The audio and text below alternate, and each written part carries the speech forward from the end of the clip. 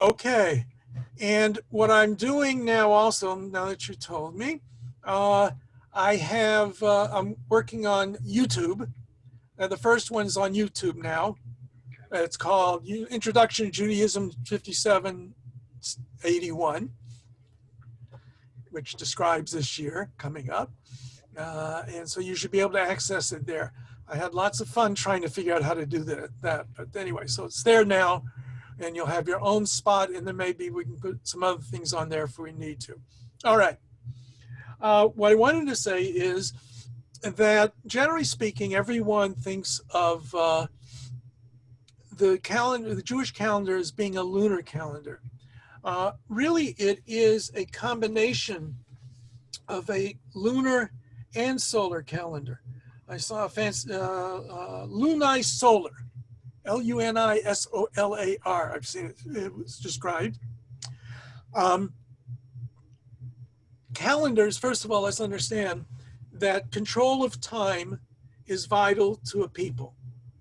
The first commandment that the Torah describes being given to Israel in the book of Exodus is Chodesh Hazem Rosh Chodashim. This month shall be for you the first of the months. So the very first mitzvah to Israel as a people is the calendar. And it opens up with a calendar of the month of Nisan, the month in which Passover falls, Pesach falls. And if you're going from a state of slavery to a state of freedom, controlling your time is a vital element, obviously, of that. Okay?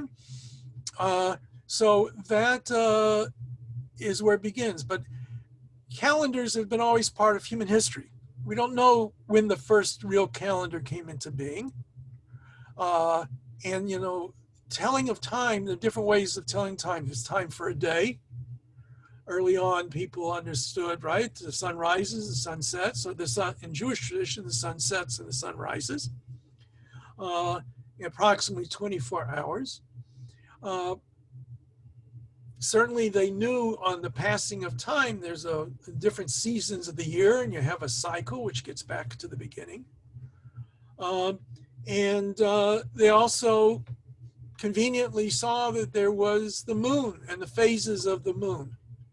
And the phases of the moon gave a basic calendar. But if you went only by the phases of the moon, you'd have a problem, as we'll discuss in a minute. But it's real easy, and to a certain extent, to understand. Let's see, is it coming up or not? No. You're sharing your screen, Rabbi. I know. I was expecting something else a little bit. There we go. Did a little doctor Googling today. You know, actually, that's one of the benefits of doing this on Zoom. I can show you things and find them very quickly. We'll go into some more detail on this so that we understand. But of course, the moon goes through a cycle from when you basically cannot see it till the very beginning of the moon. As it grows, gets more. In the first quarter, I don't know, it's called a waxing gibbous, whatever that means. And then the full moon, which is about the 15th of the month, and then waning and back to the beginning. So early in history, people relied upon a lunar calendar, and Judaism is no different. But because the Jewish holidays, most especially the holiday of Passover, must fall in the spring, the month in which Passover falls has to be a month that falls in the spring. And if you have a lunar calendar, and you only have a lunar calendar, it's around 11, 12 days shorter than a solar year. So if, just for argument's sake, September 1st is the first of the month of Tishrei, which is Rosh Hashannah. Next year, if we did nothing to the calendar, the first of Tishrei would fall somewhere around the 20th of August. And the next year, it would be around the 9th or 10th of August. And the next year, we're in the end of July. And as a matter of fact, our Islamic brothers and sisters, they have a purely lunar calendar. Therefore, their major holiday, like the Ramadan, can fall during any season of the year. But the Torah tells us that the holiday of Pesach, the holiday of Passover, it must fall in the spring. So therefore, there has to be adjustments that are made to the calendar in accordance with the solar year in order to make everything fit. Okay, that's clear to everybody right now? Clear as mud, as we say. All right. So we know that while the Torah says this shall be the beginning of months, Rosh Hashannah, this month shall be for you the first of the months. The word Chodesh, which is one of the words for month, really means new. The word Chodesh is new, the new moon. The new moon is the beginning of the month. Now, today, it's very simple. You go online, you look up when the new moon is, and you'll know when the new moon is. But in ancient Israel, that of course was not available. And so we know by the time of the Mishnah, by the towards the end of the Second Temple, we're talking about the beginning of the Common Era, already by then was established the idea that witnesses would go out and they knew approximately when the new moon is supposed to come up, but they would look for it. Now, if you look at this illustration I have here, the new moon is almost when the moon is directly between the earth and the sun. It's off to the side. If it were directly between, we would have an eclipse, right?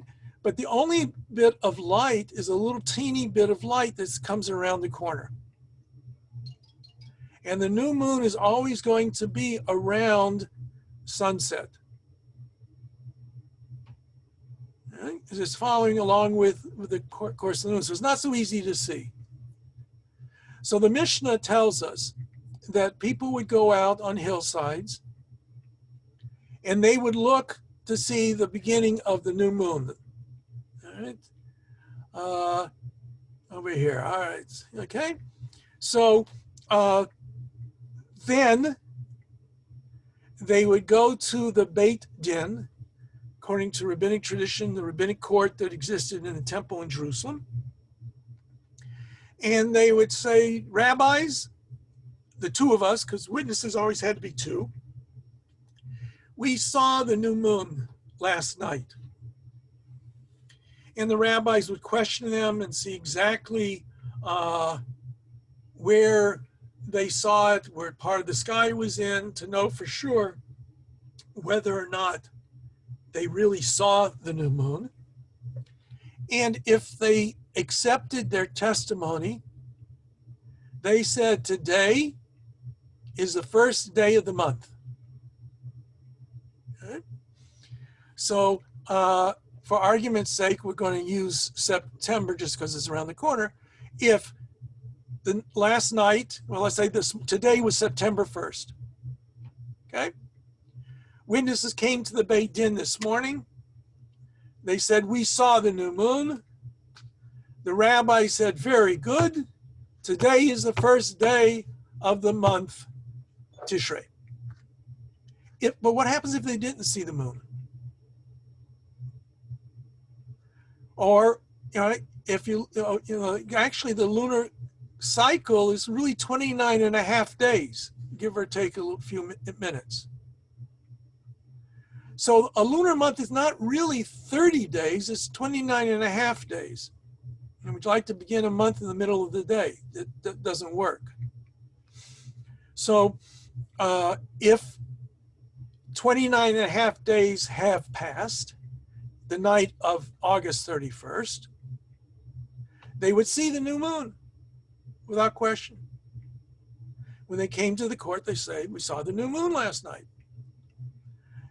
And so it's Rosh Chodesh. But let us say the new moon is not going to appear in the sky until the night of September 1st.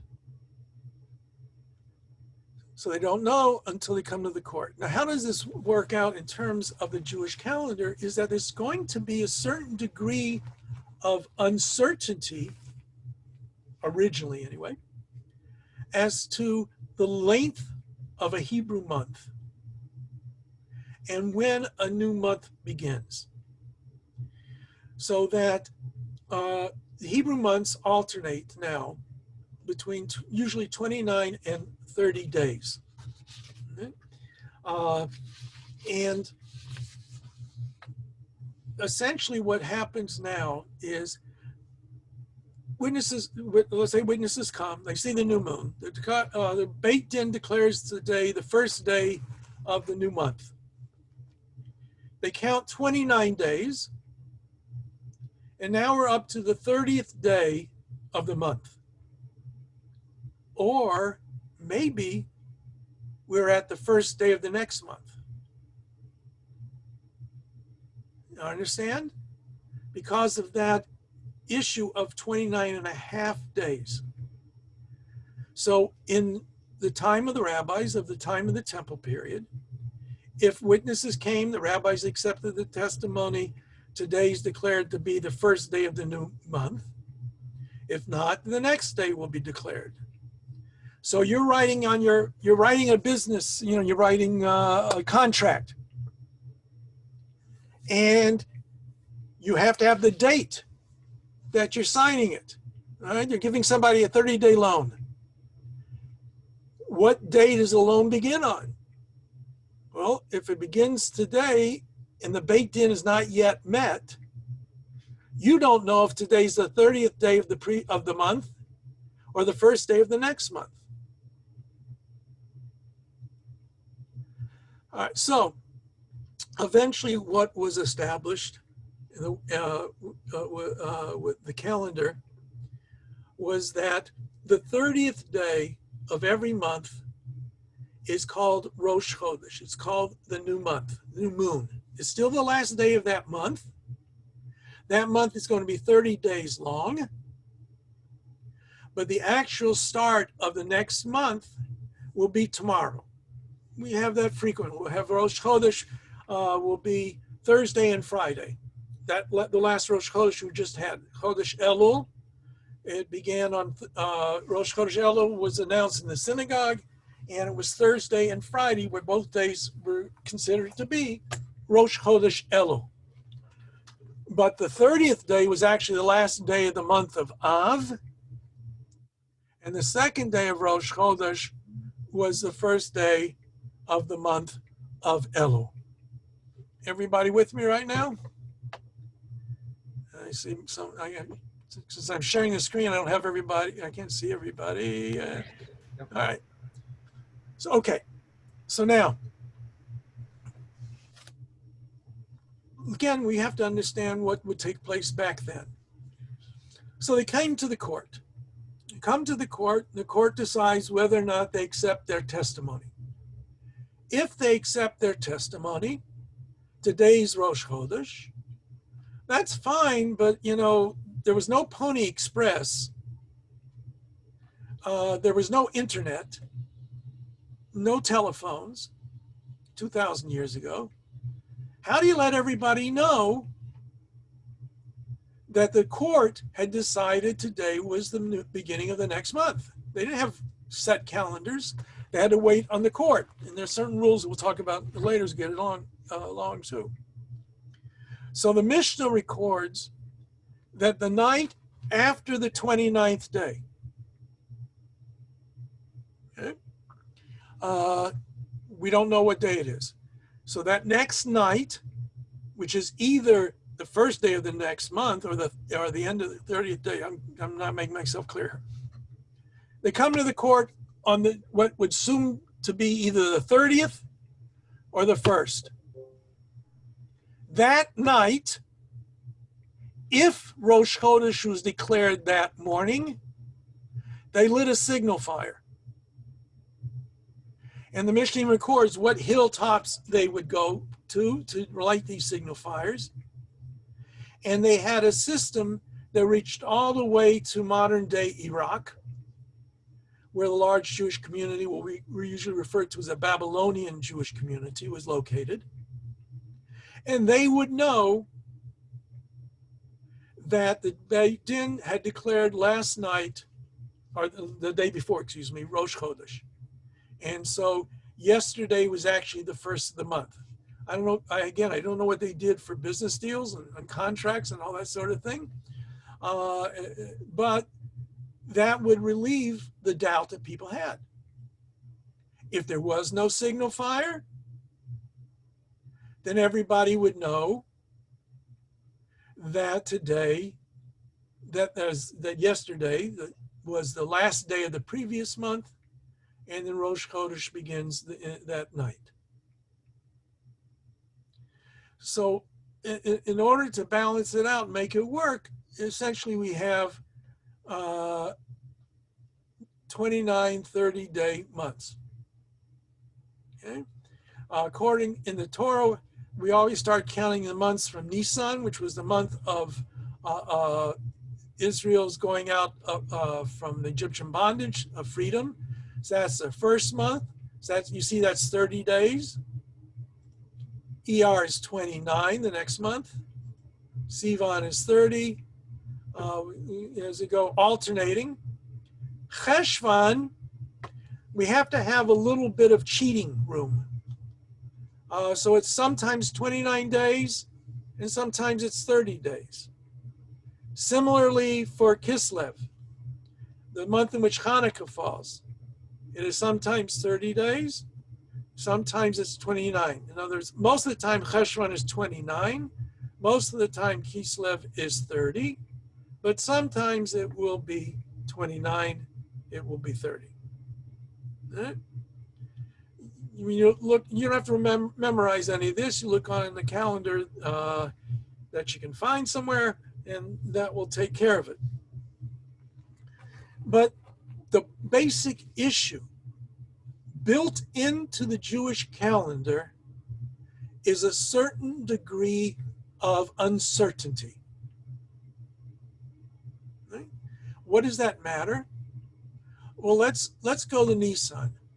Anybody know what holiday falls in the middle of Nisan? Unmute yourself and say if you know what holiday's in Nisan. Nobody? Passover. Passover is the 15th of Nisan. Okay? So if the month before Nisan, Adar, which is normally 29 days long, all right, let's say it's a normal year. Adar was 29 days long. Everybody knew when the new moon was declared. You count 14 days. And that night in Babylonia, in Toronto, or wherever Jews may live, is the first day of Passover. Right? Because Pesach starts the night of the 15th. What happens if the Beit Din didn't accept the testimony and they said that Adar was not 29 days long, but 30? Well, if you start Passover a day earlier, okay, it's not such a big deal. You have matzah for an extra day. But biblically, Passover is only 7 days. Now comes the 8th day of Passover. Well, Passover of the month of Adar was 29 days long, and the new moon came when you expected it. You celebrated Passover for 7 days. Everything's fine. But if the calendar was extended, if the month was made into 30 days, and you counted thinking it was only 29, so start Passover a day early, but you start eating chametz a day early. And that's a big no-no. The consumption of chametz, of leaven on Passover, is considered to be a very bad thing. And the punishment is severe, and therefore you don't want that to happen. Okay, so now let's get back to our ancient history. All right, so they had the signal fires. That took care of everything. Everybody knew when Passover would fall because of the signal fires, etc. The Mishnah says that the Kutim, which we think will mean the Samaritans, for some reason, and that's subject to debate, we don't know the real reason, it says they started causing troubles. They had their own calendar, maybe they set their own signals, we don't know. But the signal fire system couldn't work anymore because people would get confused. They wouldn't know for sure when the Beit Din had declared Rosh Chodesh. So what they had to do was they sent out messengers on horseback. And wherever the messengers could arrive, everything was fine. But so if you live in Tel Aviv, that's not an issue. From Jerusalem to Tel Aviv is not very far to go by horseback.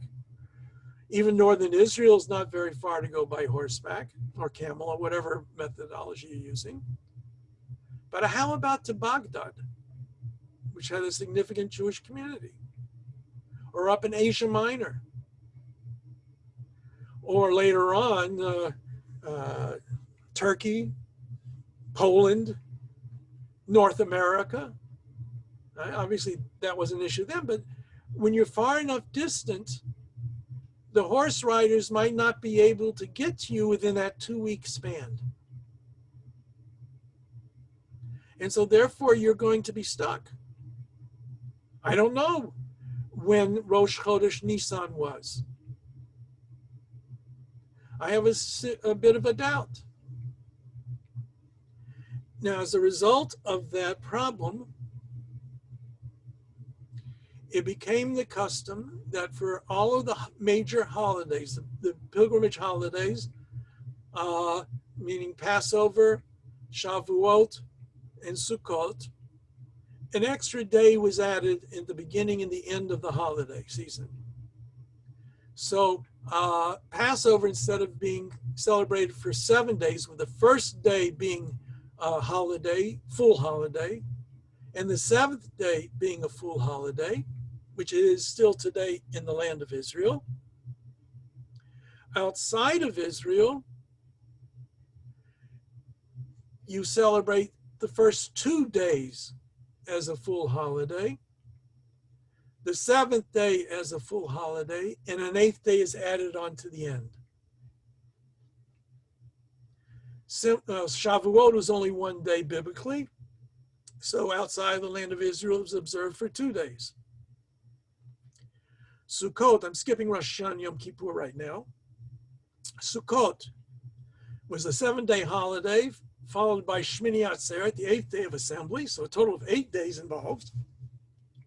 So now you have the first 2 days are celebrated for Sukkot, and Shmini Atzeret, the 8th day of assembly, is now celebrated for 2 days, and you've got 9 days for the total holiday. That's because of this doubt. Now, the fact of the matter is, as I'll explain, we have now today, we don't send out horseback riders. We don't send out Google Express or emails or anything else. A man by the name of Hillel II is credited with publicizing the calculations that the rabbis had. The rabbis had a good understanding of the celestial mechanics. They knew the difference between the solar and lunar years. They knew how to adjust for that. And so there is a set calendar. We'll come back to more details in a moment. But the point being, the calendar was set. But already by the Talmudic era, 300 of the Common Era or so, they already had the capacity to know when the holidays fell. So the Talmud already says, so why don't we just observe one day? Because there's no doubt of when the holiday is. Okay? And so, oops, sorry about that. I was trying to see if I can see everybody else here. Have to make the right, oh, well, there, that's it, okay. Oh, okay, that works better, I think.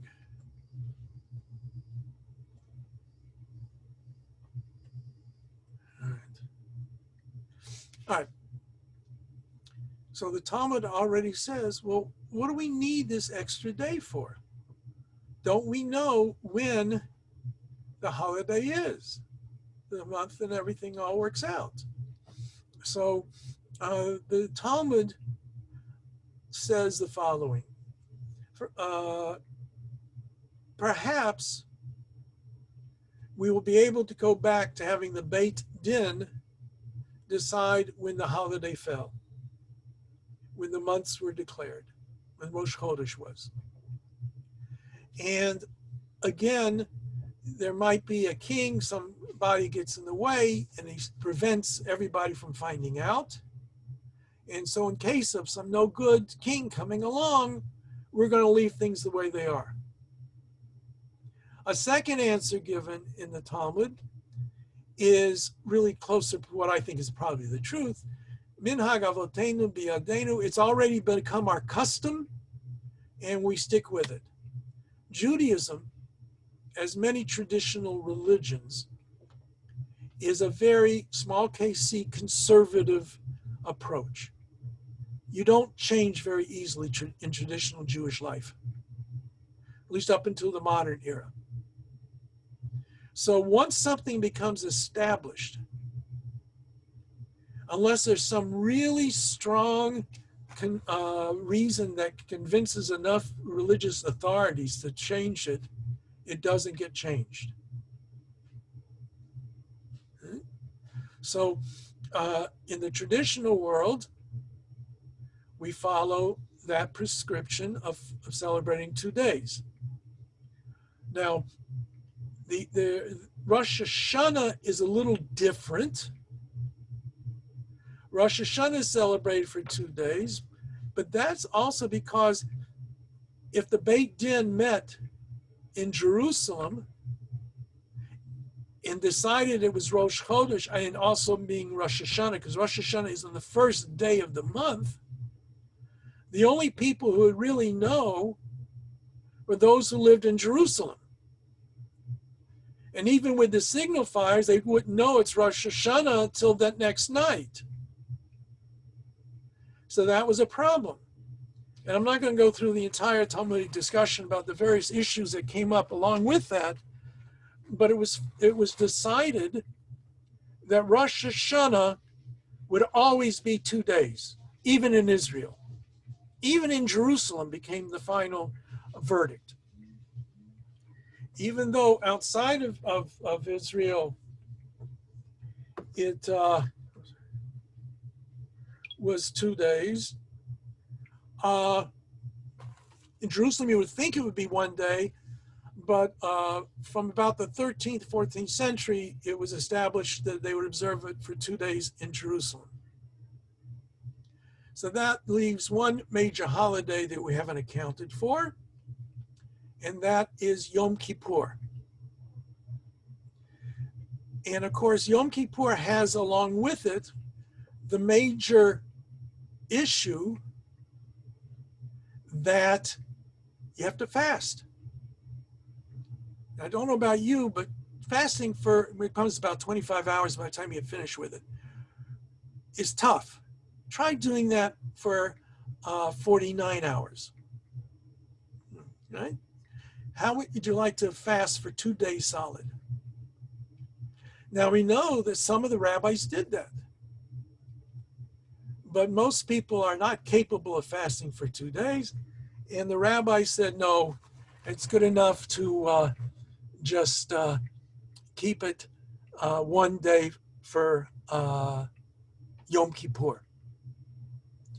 Similarly, Hanukkah, which is not a biblical holiday, and Purim, which is a very late biblical holiday, are only observed for 1 day. We'll talk about Purim's complications a little bit later on. But okay, so that's where we get this whole issue of 2 days of holidays. Now, the Reform movement at some point decided to do away with second day Yontiv. And there are some conservative synagogues in the States that also don't observe the second day of Yom Tov. But the Orthodox and most conservative synagogues observe the 2 days of Yom Tov. All right? Let me just... All right. Now, okay, we're all clear so far? Okay, good. A second. Okay, I just wanted to see something else. Okay, I wanted to.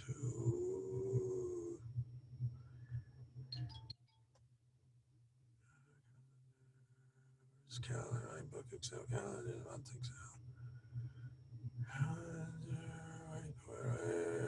Oh, I lost it. I had a calendar here for you that I don't know what I did with it now. Okay. All right. All right. So let's just review real quickly. It's a solar lunar setup, or lunar solar setup. 12 months. The year is 11 days, approximately 11 days shorter than the solar year, and we want to make sure Passover falls in the spring, and we have 1 or 2 days of Rosh Chodesh. If a month is 30 days long, the first and last days of that month are going to be celebrated as Rosh Chodesh. If a month is only 29 days long, only the first day of that month will be celebrated as Rosh Chodesh. And because of the doubt that we had, we have these 2 days of holiday. All right.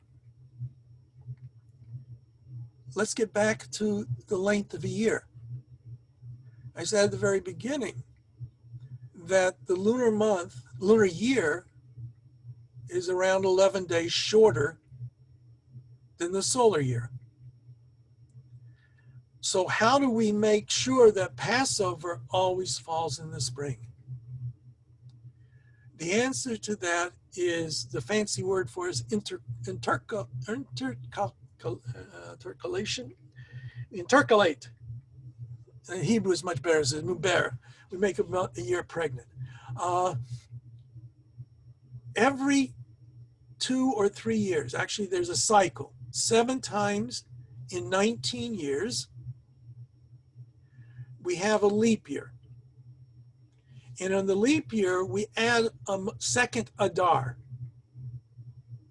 Adar is normally a 29-day month. On a leap year, the first Adar is 29 days, and the second Adar is 30 days. And by doing that every 2 to 3 years in this 19-year cycle, we are able to make it all match up. So people will say, you know, how come Rosh Hashannah is so early this year? Right? Rosh Hashannah is going, what's the date of Rosh Hashannah this year? What do I do with my... 18th of September. What? 18th of September. 18th of September, thank you. So now for what I've told you, what date do you think Rosh Hashannah will be next year? Any ideas? Would it be 11 days earlier? Yep. Next year will be 11 days earlier. Okay, so around the 7th of September. But we don't want it to go into August, because if it goes into August, Passover is not going to be in the spring. So 5781, all right,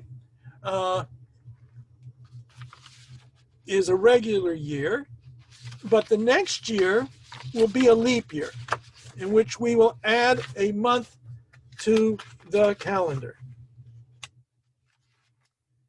Let me see.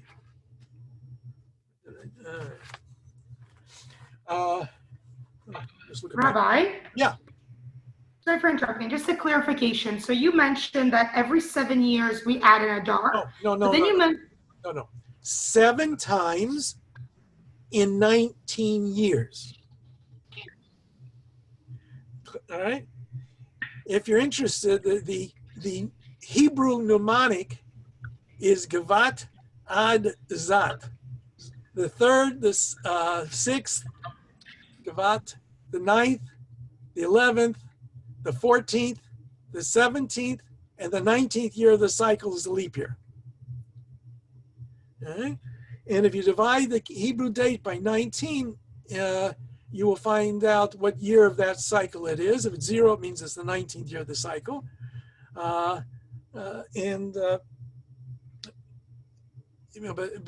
You will find out what year it is. Let me look at this Hebrew day calendar I got here. Just a second. So, September 2020. All right, so we were actually, Rosh Hashannah will begin the evening of the 6th of September next year in 5772. But 5772 is going to be a leap year, and Rosh Hashannah will fall, this is so small the calendar, the night of the 25th of September. So what happens is the holidays will shift. It'll either be around 10, 11 days earlier than it was last year, or it will be approximately 3 weeks later than it is this year. Follow? Yeah. Now, there's some other details in there that the rabbis plugged into the calculations. One of those things is we don't want Yom Kippur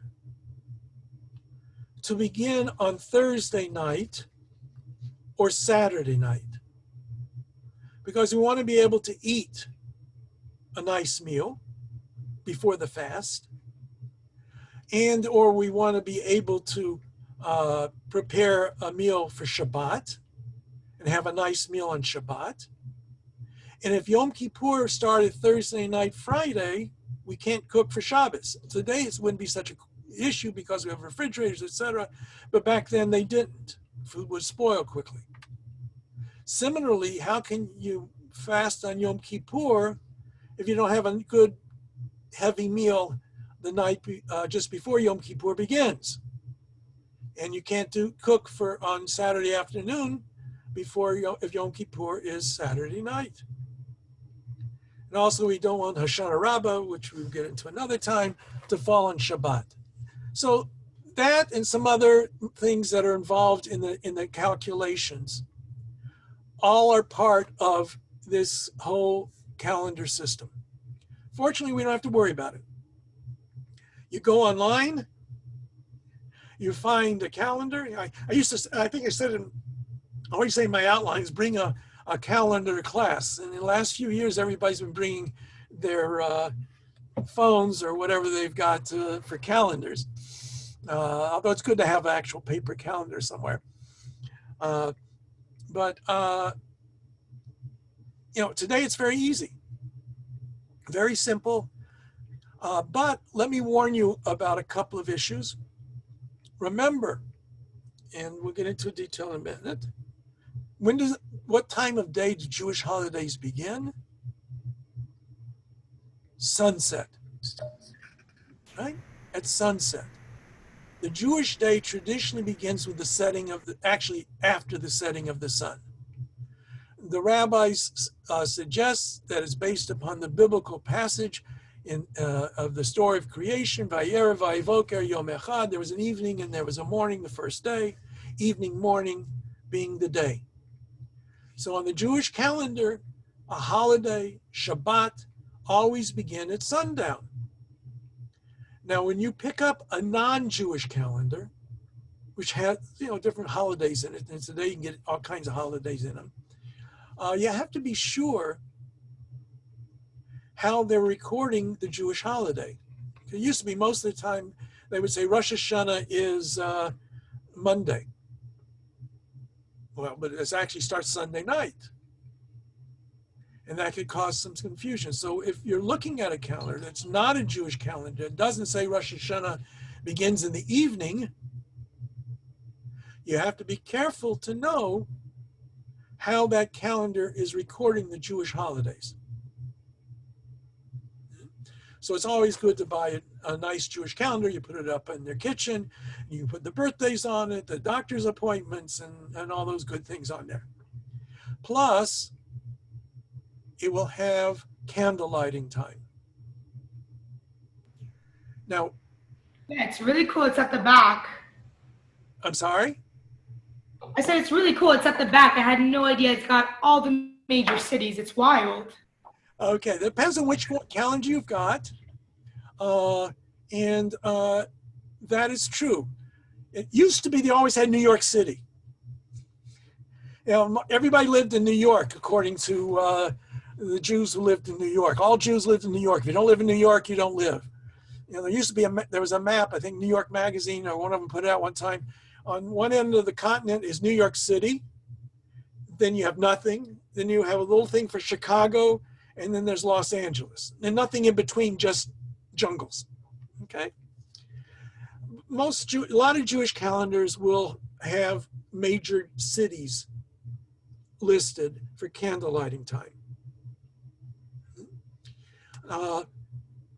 I'm going to start with the candle lighting, and then I'll talk about the Jewish day going back in a moment. The major issue that we confront with lighting candles for Shabbat, and we'll talk more when we get to Shabbat, which is not going to be very long from now. One of the biblical rules of the Sabbath observance is you're not allowed to light a fire on the Sabbath. You will not kindle a fire in your settlements on Shabbat. The rabbis early on wanted to make sure that Shabbat was an enjoyable experience. And if you don't have any light, going back over 2,000 years ago, it's not a lot of fun. I know there's some places that have restaurants where you eat in the dark, but most of us don't want to try and eat a meal in the dark. I can imagine the soup, and at least you don't see when you spill it on your tie, guys. But the rabbi said you can't have enjoyment sitting in the dark. And so in the Talmud, in the Mishnah, it insists that we have to have light on Shabbat. So the custom as described, well, it's more than a custom. The law as described by the rabbinic authorities was on Friday night before sunset. You had to make sure that you had lights burning in your home. And the lights should burn at least long enough for you to have your dinner that night. And in those days, they had oil lamps. And actually, the modern word, we talk about candles, we say ner or nerot, but really, originally, these, land lamp kind of oil lamps, clay lamps, were used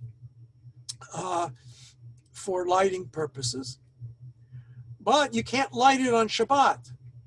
You had to make sure that it was lit before Shabbat begins. And Shabbat begins with sunset, or at least the restrictions begin exactly at sunset. And knowing human nature, if you said, I've got until sunset tonight is 6:22, so I can light my candles at 6:21. if any of you have kids or will have kids or want to have kids or whatever the case may be, you can never plan on getting anything done at an exact minute. All right? So the common custom outside in North America is to light candles 18 minutes before sunset. If you have a Jewish calendar and that calendar says on it Toronto, or where's that one I just downloaded today? Where's this Zmanim? Vaughan, Ontario. Vaughan, Ontario. According to this, 8:02 p.m. tonight is sunset. Okay?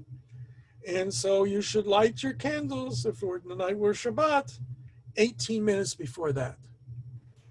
Rabbi, do we know it's 18 exactly? Well, no. What happens is on calendars, they usually they will publish in a broader area. Because actually, there are programs. You can go on that program, and you can put the exact location where you are, and they will be able to. And that program will tell you exactly when the sun will be setting in your area, and do the 18 minutes.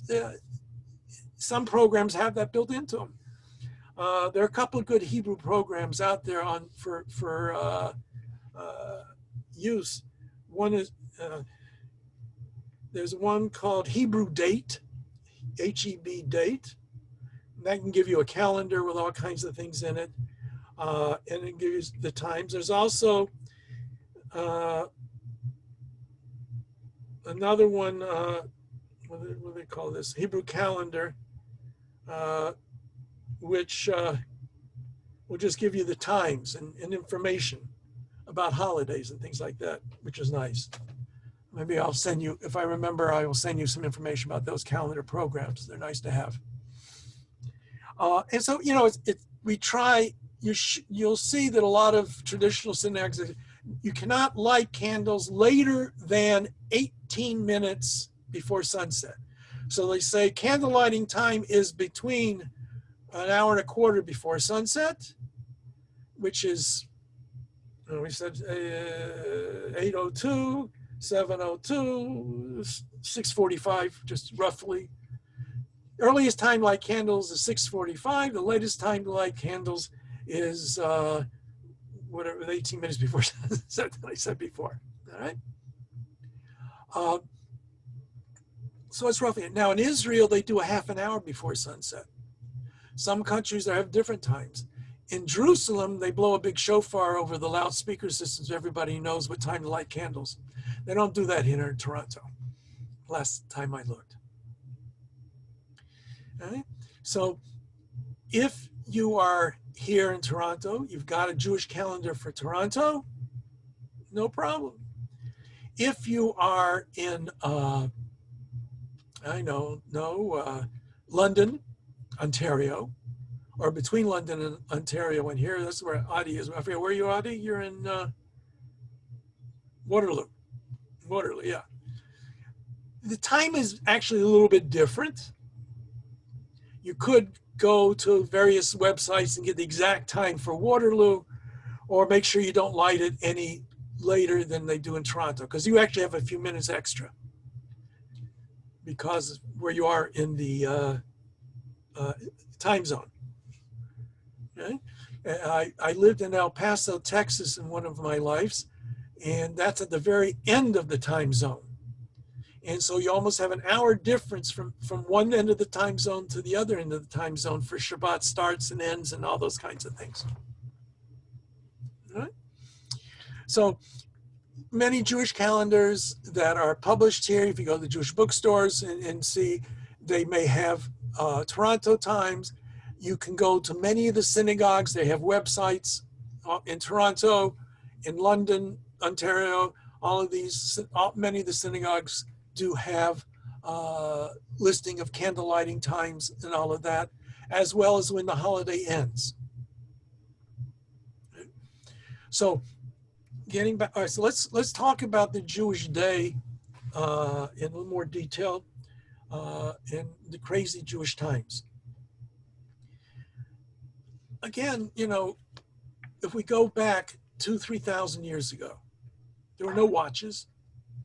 There were sundials, which don't do very much good at night. Our ancestors were pretty good at guessing more or less the time of day by looking at the sun, looking at the stars, something most of us have lost the ability to do.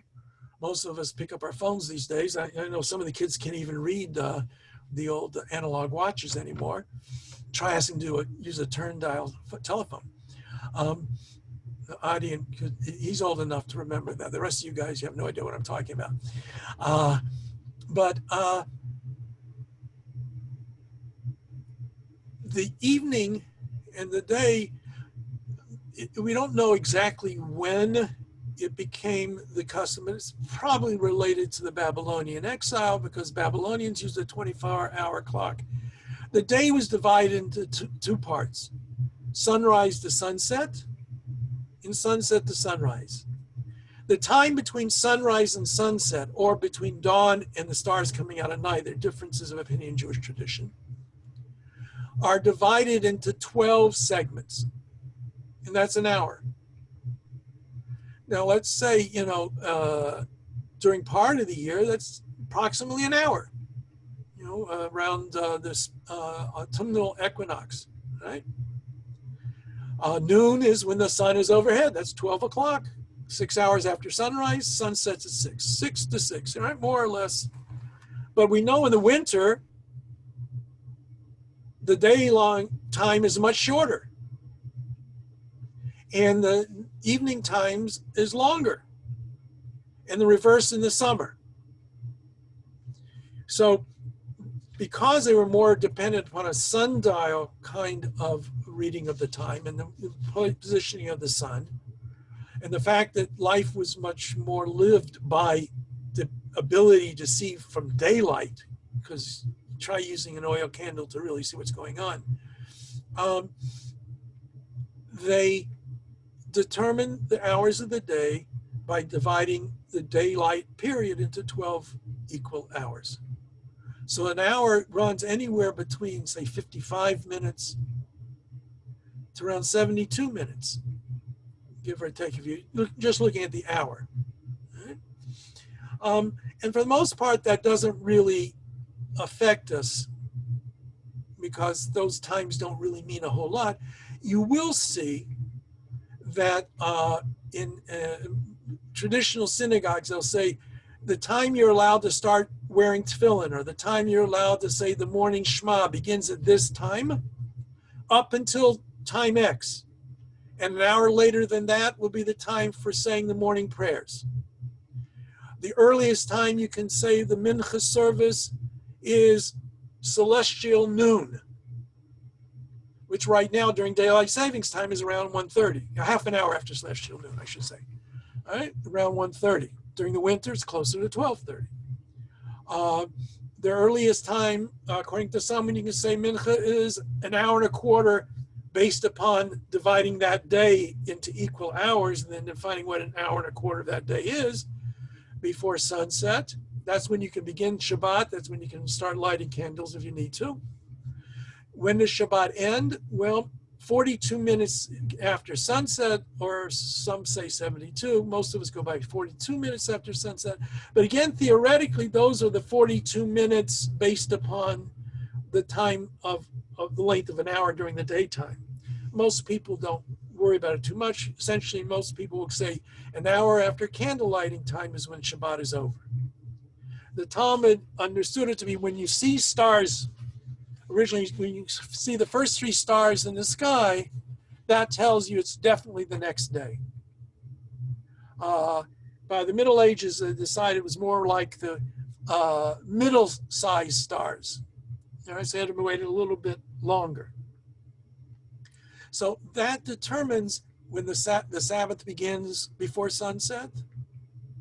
All of the holidays begin before sunset. Candles have to be lit before sunset. The Sabbath extends to Saturday night at some point after sunset. Approximately 42 minutes after sunset is the general accepted opinion. And the holidays follow the same pattern. Okay, so let's say Sukkot. Sukkot begins after sunset. We'll talk about lighting candles because there's a difference between Yom Tov and Shabbat.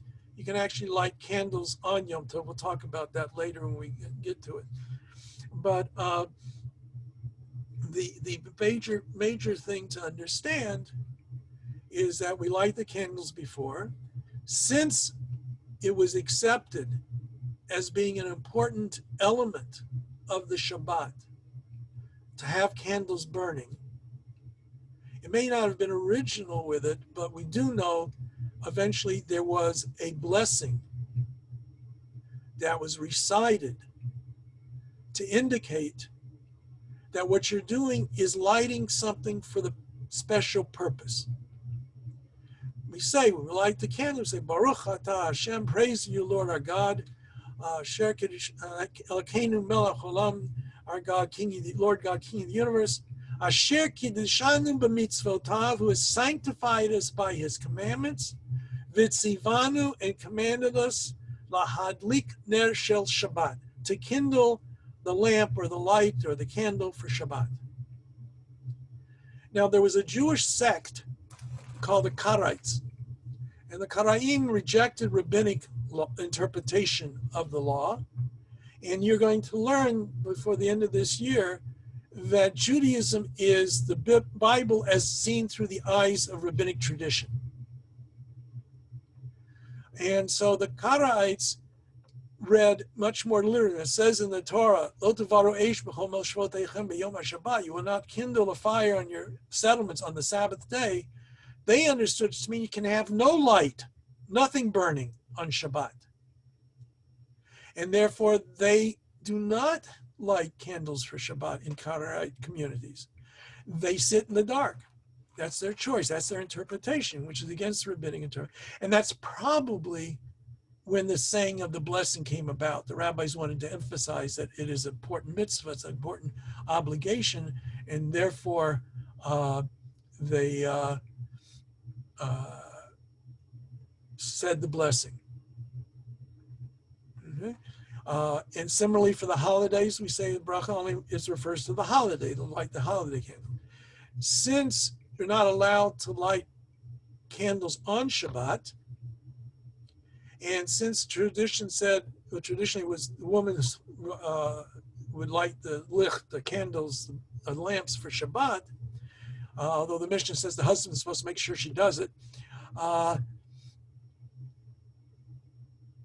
the tradition arose, and when she lights the candles, or when a man lights the candles, and my wife's not here, I light the candles. I still know how to do that. Once we light the candles, it's considered to be Shabbat. There's a more complication that we won't go into. But if I say, normally we say a blessing, and then we perform the action.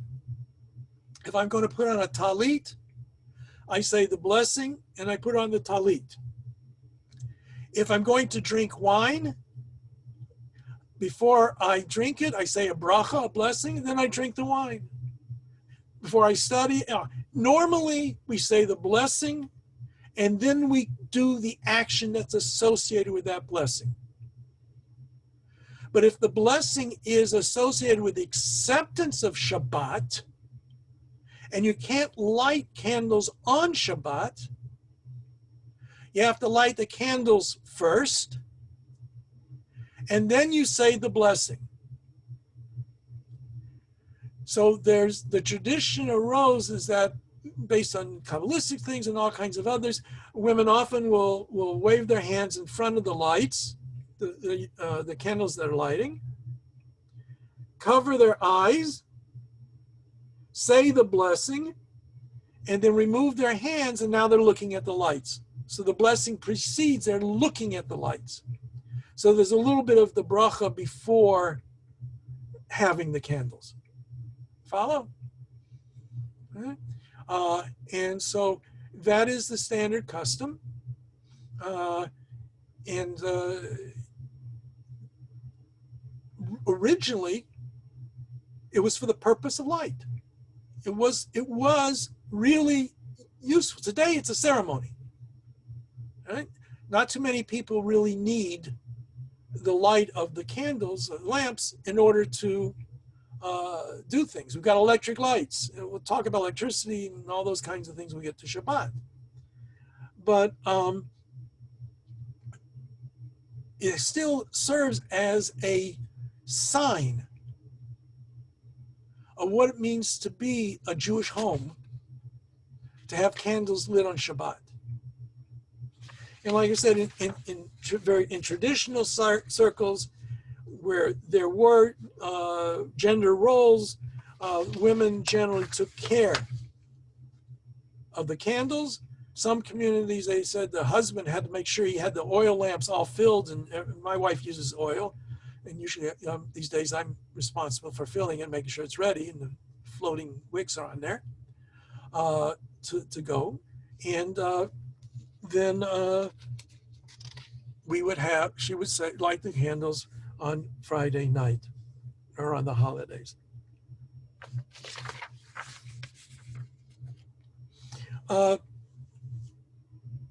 About some, I had the chart up there, we have 12 months in the Jewish calendar. Today, they all have names. Nisan, Iyar, Sivan, etc. Month of Tishrei. One of the strange things is that the Bible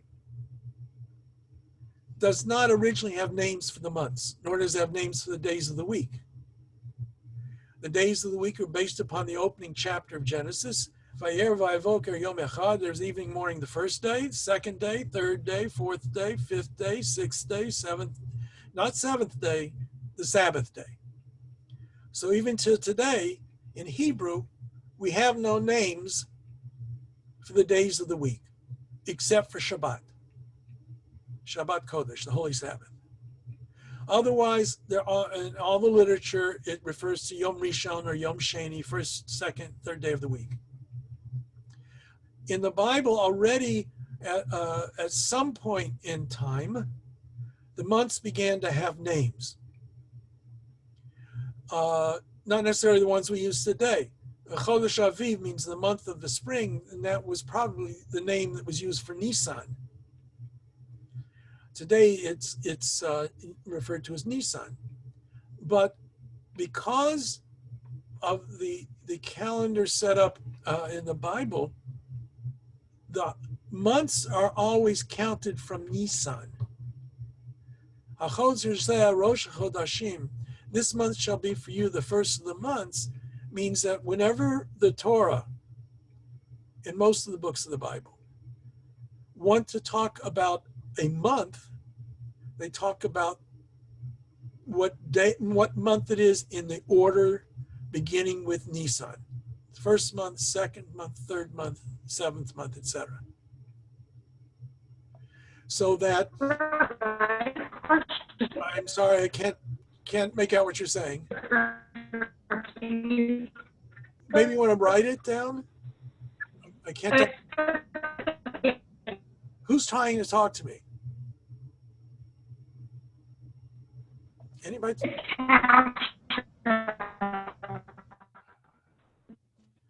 I don't know who's trying to reach out to me. Nobody here, huh? Ooh, we got somebody coming in from outside? I don't know. I don't know. All right. Okay. Yes. Okay. Sarah, maybe you want to, cannot make it. Yeah, yes, typing would help. Okay. So what was the question? If we have Nisan as the first day, as the first. Okay. In the Bible, okay, in the Torah, when they list the holidays, they will say on the 15th day of the first month, or the 14th day at towards in the afternoon, you bring the Passover sacrifice. And Passover begins the 15th of the first month, which today is called Nisan. Most calendars will begin with Tishrei, which is when Rosh Hashannah falls. Let's see.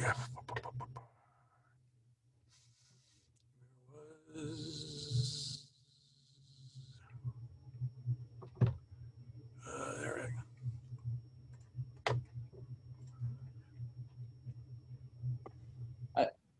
I think the question is? Everybody see this? So Nisan, according to the Torah, is the first of the months. So it's the first month. When the Torah wants to talk about the holiday of Rosh Hashannah and Sukkot, it begins by saying Chodesh HaShvi'i, in the 7th month. Okay? Most calendars today will begin with Tishrei because we number the years starting with Tishrei. As a matter of fact, the Mishnah records that there are actually four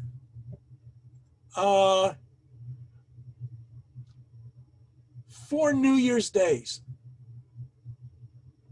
Okay. The 4 New Year's days are the 1st of Nisan for kings and for holidays, the 1st of Elul for tithing of cattle, the 1st of Tishrei for the years and the non-Jewish kings, and the 15th of Shvat, Tu B'Shvat, for the trees. The fruit that ripens comes out on the tree after the 15th is next year's calendar year for taxes, as it were. All right. So does that clarify for everybody?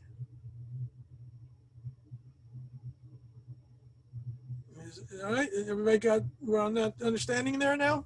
Can you repeat the 4 different times? All right, I will. The 1st of Nisan, the 1st of Elul, the 1st of Tishrei, which one it is, and the last one is Shvat, according to this tradition we accept today, Tu B'Shvat, the 15th of Shvat. Okay? Most people, the only thing they really recognize and are aware of is Rosh Hashannah. But actually, all these 4 dates are called by the Mishnah Rosh Hashannah, the beginning of the year. It just depends what year it's for. If any of you are in business and you have a fiscal year, a lot of businesses don't have a fiscal year that begins January 1st. They have a fiscal year that begins at a different date. And if you're Jewish and you're really into it, we always celebrate Rosh Hashannah, and most of us are cognizant of January 1st. So we have 2 New Years that way. So that's the basic construct there of the months. And the days, similarly, we still just have first day, second day, third day listed in various places. Okay. We're going to be, so just to summarize real briefly, it's important to be aware of the relationship of the sun and the moon together, right? Because both of them are necessary in understanding what our Jewish year, how the year is decided, right? We have excuse me, I was distracted for a second. We have to make sure that Passover falls in the spring, and that is because of the difference between the solar and lunar years. That's why we have to have a leap year every 2 or 3 years, 7 times in a 19-year cycle. And the months alternate between 29 and 30 days because the time of the orbit of the moon around the earth is actually 29 and a half days, point whatever it may be. You know, those are the major takeaways that I hope that you've got. And also to remember that the biblical counting of the months, it differs from the months as we record them today. And we refer to them today, and all of them have names. Some of them are actually taken from pagan sources, just like English, some of them come from pagan sources. But we have all that. All right, one final little bit, and then I'm going to let you go. The calendar, or the calculations that the rabbis had, was assumed that the year was 365 and a quarter days. And if you're familiar with the calendar changes that took place, the Gregorian calendar, right? Yes, we have the Gregorian calendar now, replaced an older calendar. And that older calendar also assumed that the year was 365 and a quarter days. And was off enough that it messed things up vis-a-vis the actual part of the solar year. And so when that was reformed to the calendar that we're using today and changes the formats of the leap years a little bit, what is it? Century years are not leap years unless they are divisible by 400, I think it is. You can go check it up later on your own. It used to be those were always leap years anyway. So, but that this little bit of difference is also in the Jewish calendar. For the most things that matter, doesn't make much difference. We won't see anything. And as I said, our calendar, we're a very conservative, small case C tradition. To try and get anybody to change the calendar and fix it up is going to take the coming of the Messiah. And even the coming of the Messiah might not be enough to do that. Okay, so that's basically it. Any questions on what we covered tonight? No? All right. As you know, this everybody was able to get online without any problems. This is the normal situation it's going to be. You have to use the code, right? The password intro? No? Where's the remote? Okay, well, if you don't, you don't. But if at some point you do, because they're supposedly changing I it. have one question real quick. Yeah. 1 second. I'm just trying to figure out how to start the video. This book. Yeah. Guide to Jewish Religious Practice. Yeah, so I was doing the assigned reading, and I found it really difficult because it was kept switching between English and then like Hebrew terms in Hebrew. Yeah. And I couldn't follow it very well because the pertinent term in every sentence seemed like it was Hebrew and not English. Is there a different translation that's straight English or a different book to use? Unfortunately, that's the best I have available right now. He's very detailed. There's a lot of things. I think he usually transliterates, right? It does a few times, but not every time. So sometimes there just goes straight into a Hebrew word and doesn't tell you what it is. Yeah. Let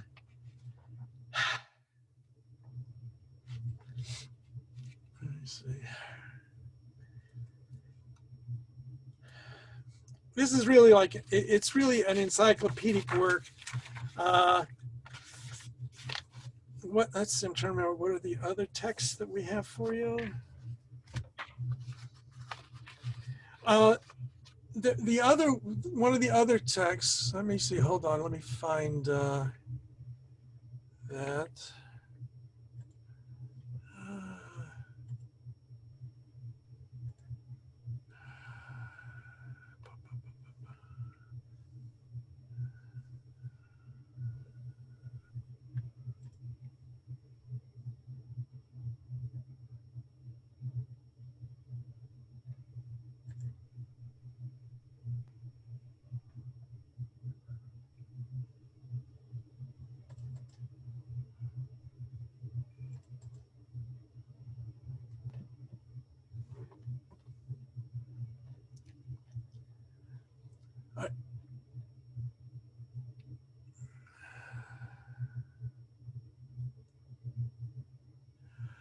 You will find that there's a lot of overlap between that book and Becoming Jewish by Rabbi Ronald Isaacs, as well as Rabbi Hammer's, where is it?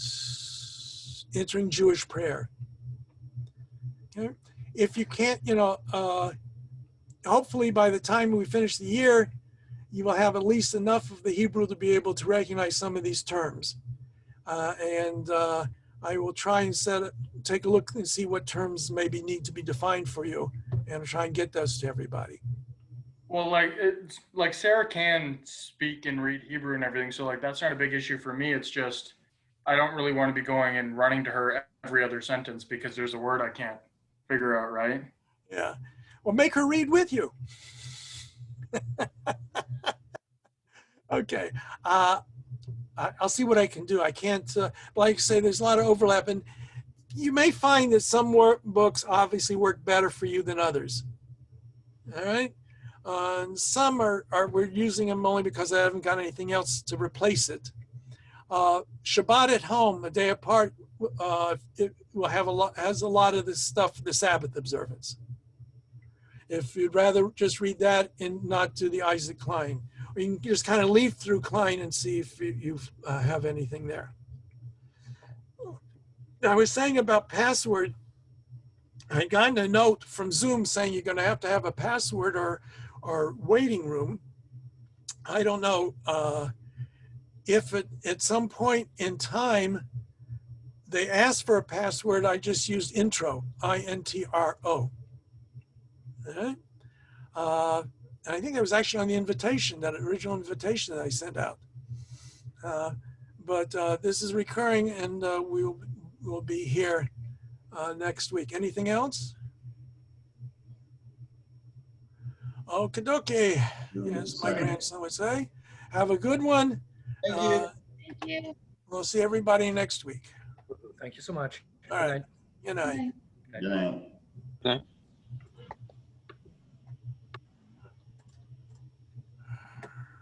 Oops.